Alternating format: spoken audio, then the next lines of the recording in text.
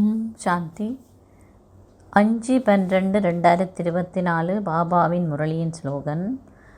உலக நன்மைக்கான பொறுப்பு கிரீடத்தையும் தூய்மை ஒளி கிரீடத்தையும் அணிந்து கொள்பவர்கள் இரட்டை கிரீடாதாரிகள் ஆகுவார்கள்.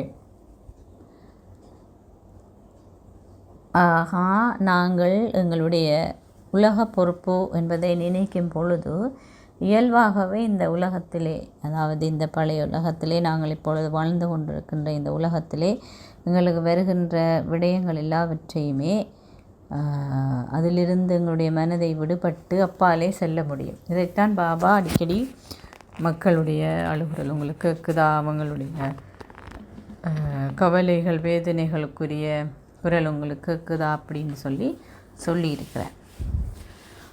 நாங்கள் நாளாந்தம் எங்களுக்கு வருகின்ற சின்ன சின்ன விடயங்கள் அல்லது பிரச்சனைகள், குழப்பங்கள், உபாதைகள், வேதனைகள் இவற்றிலுக்கு இதெல்லாம் அப்பாலே செல்ல வேண்டுமா இருந்தால் உலக நன்மைக்கான மனோபாவத்தை விருத்தி செய்து கொள்வது மிகவும் அவசியமாகும். ஆனால் தன்னை முழுமையாக நிறைக்காத ஒருவரால் உலகத்துக்கு நன்மை செய்வது சாத்தியமும் இல்லை, அது சரியானதும் அல்ல. தினமும் தன்னிலே கவனம் செலுத்தி தன்னுடைய ஆத்மாவை நிறைப்பதிலே அவதானம் செலுத்த வேண்டும். ஞானம் மற்றும் யோகம் என்ற இரண்டு விடயங்களாலும் முழுமையான விடுதலையை, மனதிலே இந்த விதமான எதிர்முகமான விடயங்களோ குழப்பங்களோ இல்லாமல் விடுதலை அடையும் நிலையை அனுபவம் செய்வதற்கான முயற்சியை செய்ய வேண்டும். அவை ஞானம் ஒவ்வொரு நாளும் நாங்கள் முரளியை கேட்கும் பொழுது நாங்கள் செவி மடுக்கின்றோம். ஆயினும் அந்த ஞான கருத்துக்களை உள்ளெடுத்து கொள்வதற்கே எல்லோரும் வரிசைக்கிரமமாக இருக்கின்றார்கள் என்பது எங்களுக்கும் தெரியும். பாபாவும் பல தடவைகள் முரளியில் எங்களுக்கு சொல்கின்றார். இங்குதான் அந்த நம்பிக்கை என்ற விடயம் வருகின்றது. நாம் முழுமையாக பாபாவிலே நம்பிக்கை கொண்டிருக்கும் பட்சத்தில் எங்களுக்கு அவருடைய ஒவ்வொரு வாசகமும் வேத வாக்காக அமையும்.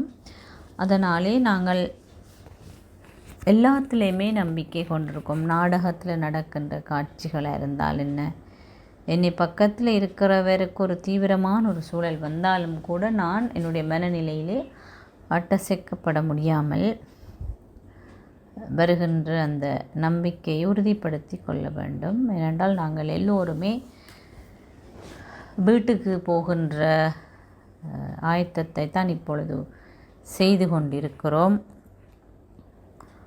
ஆகவே எனக்கு இது நடந்து விட்டாலும் உடம்புக்காக இருக்கலாம் அல்லது பொருட்களுக்காக இருக்கலாம், எதுவாக இருந்தாலும் ஒன்றையுமே நான் எடுத்துக்கொண்டு செல்ல போவதில்லை. வருத்தமாக ஓகே, அது தீவிரமடையும் பொழுது என்னால் இந்த உடலாலே சமாளிக்க முடியாமல் போனால் நான் இந்த சரீரத்திலே விடுபட்டு செல்ல போகின்றேன். அதற்கான பயிற்சியையும் அடிக்கடி நான் செய்ய வேண்டும் என்று எல்லோருமே நாங்கள் செல்லத்தான் போகிறோம். அதே நேரம் என்னுடைய உடல் இருக்கின்ற வருத்தம் என்னை பாதிக்காமல் இருப்பதற்கான மனநிலை அல்லது மனதினை சக்தி வாய்ந்த ஒரு நிலைக்கு நான் மாற்ற வேண்டும். இதற்கு தான் பாபா சொல்வார், வருத்தம் வருகின்ற நேரத்தில் என்னால் எதையும் செய்ய முடியாது அல்லது எனக்கு ஒரு குழப்பம் ஏற்படுகின்ற நேரத்தில் என்னால் எதையும் செய்ய முடியாமல் இருக்கும். ஏன் அடிக்கடி நான் இதை பயிற்சி செய்கிறேனோ அதுதான் எனக்கு அடிக்கடி வந்து போகும். அதான் இந்த நீண்டகால பயிற்சி என்ற வார்த்தையை அவர் பயன்படுத்துகின்றார். அவை நாங்கள் நீண்டகால பயிற்சி செய்யணுமெண்டா ஒரு நாளும் இந்த பயிற்சிக்கு முக்கியத்துவம் கொடுக்கணும். இந்த ஆன்மீக பயிற்சிகளுக்கு முக்கியத்துவம் கொடுக்க வேண்டும். அப்படி என்றால் நான் ஒரு மணித்தாளத்துக்கு ஒருக்கா இந்த உடலிலிருந்து விடுபட்டு பரந்தாமத்திலே போய் பரமாத்மாவுடன் இருக்கின்ற அனுபவத்தை பெற்றுக்கொள்ள வேண்டும். நம்பிக்கை என்னும் பொழுது பாபாவுடைய எல்லா உறவு முறையிலையுமே எனக்கு அனுபவத்தை பெறக்கூடியதாக இருக்கும். இல்லை, பாபா என்னுடைய அப்பா மட்டுமல்ல, அம்மா மட்டுமல்ல, ஆசிரியராகவும் சத்குருவாகவும் கூட இருக்கிறார். ஆசிரியர் கொடுக்கின்ற வீட்டு வேலைகளையும் அவருடைய வழிகாட்டல்களையும் நாங்கள் சரியான முறையிலே செவிமடுத்து சிரமேற்கொண்டதனை நாம் நடைமுறைப்படுத்த வேண்டும். அப்பொழுதே எங்களுக்கு அவருடைய ஆசீர்வாதம் கிடைக்க மட்டுமில்லாமல் அந்த சக்தியும் எங்களுக்கு கிடைக்கும்.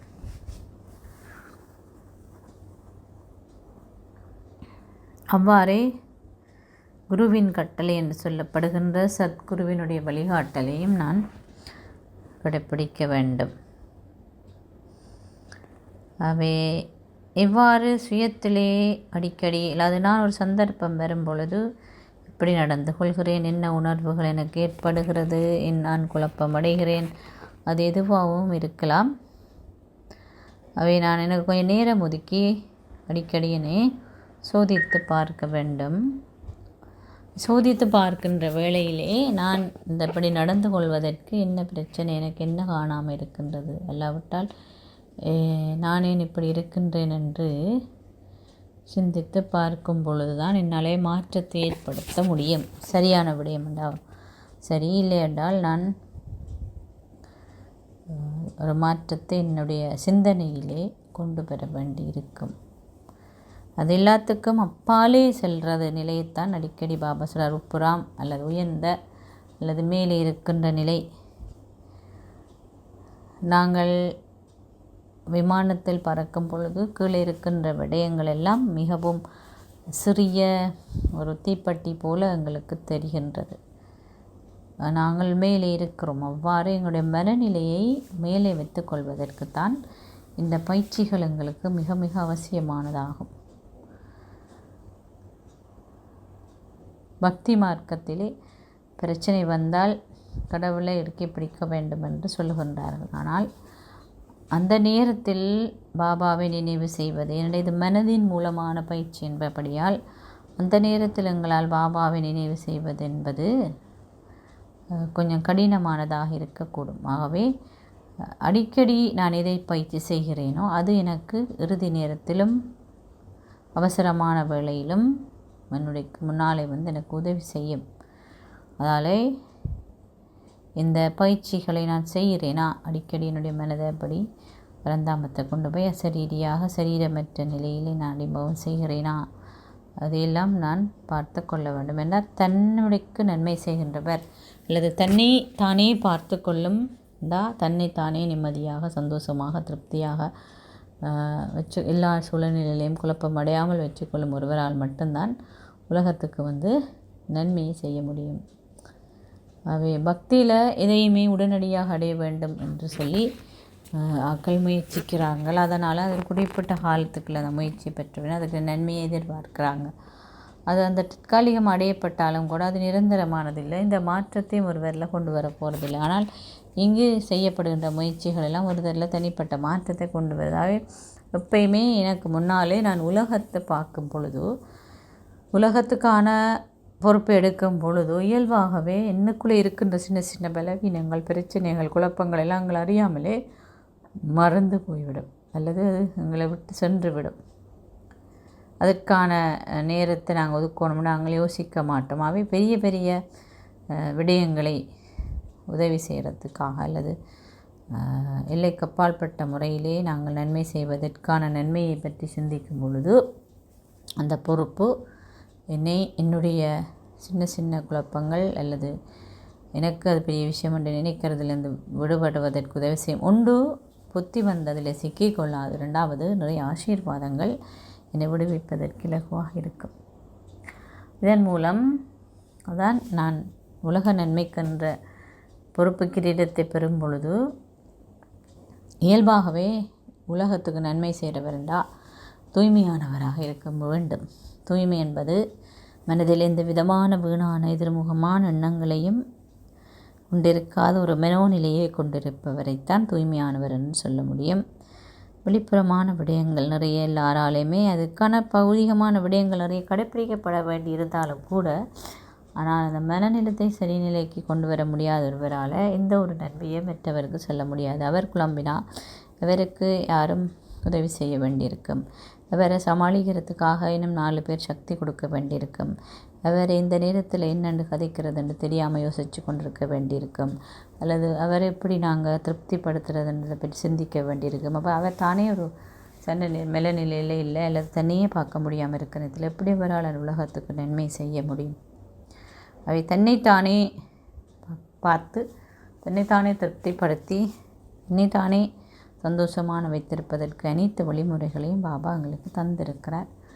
அவை நாங்கள் முக்கியமாக இதில் பிரதானமான விடயம் பாபா சொன்ன சக்தி இல்லாத நிலை தான் மனச்சோர்வடைகிறது, களைப்படைகிறது, அல்லது விரக்தி அடைகிறது, விதமான விஷயங்கள் எல்லாம் எங்களுக்கு வருது. அவை இதில் இருந்தெல்லாம் விடுபடணுமெண்டா எனக்கு பிரச்சனை வார நேரத்தில் இல்லைன்னா தினம் சுயத்தில் ரொம்ப கவனம் செலுத்துகிறாளால் மட்டும்தான் அது சாத்தியம். நாங்கள் இப்படி செய்கிறதன் மூலம்தான் இரட்டை கிரீடாதாரியானவர்களாக ஆக முடியும். ஓம் சாந்தி.